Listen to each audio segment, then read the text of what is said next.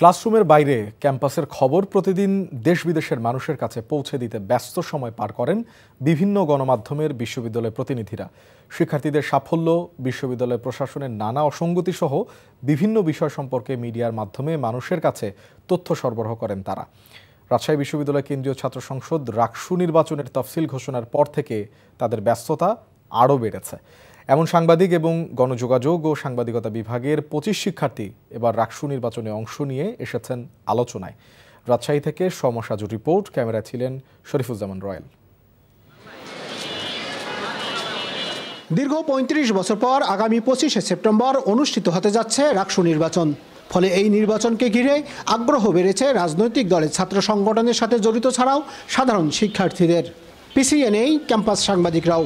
অন্যান্য প্রার্থীর নির্বাচনী খবরাখবর প্রচারের ফাঁকে নিজের পক্ষে ভোট চাচ্ছেন তারা। বলছেন, নির্বাচনে জয়ী হতে পারলে শিক্ষার্থীদের জন্য কেমন ভূমিকা রাখতে পারবেন রাকসুতে।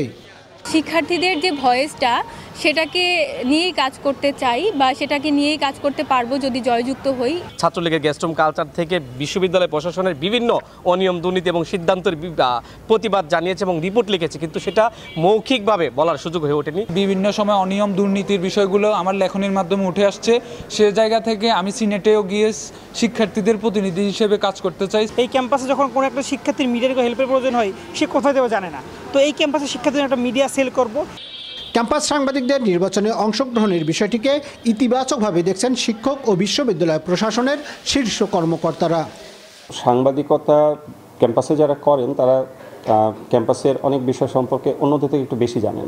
সেই সমস্ত তথ্য সম্পর্কে ধারণা নিয়ে যদি কেউ নির্বাচিত হয়, নিশ্চিতভাবে অন্য সাধারণ শিক্ষার্থীদের তুলনায় এই প্রার্থী যারা তারা একটু বেশি কাজ করতে পারবেন বলে আমার মনে হয়। তারা যদি এই ধরনের ইলেকশনে অংশ নেয় এবং তারা যদি জিতে আসতে পারে, সিনেট থেকে শুরু করে বিভিন্ন জায়গায় তাদের যদি প্রতিনিধিত্ব থাকে, আমাদের মনে হয় যে জবাবদিহিতা এবং ছাত্রদের ভিতরেও যথাযথভাবে এই নেতৃত্বের কোয়ালিটি বাড়ার ক্ষেত্রে এগুলো একটা বড় একটা ভূমিকা রাখছে। এটা ৩.৫ দশকের অপেক্ষার অবসান ঘটিয়ে সুষ্ঠু নির্বাচনের মাধ্যমে এবার শিক্ষার্থী বান্ধব এক রাকসু পাবে, এমন প্রত্যাশা সকল ছাত্রছাত্রীর।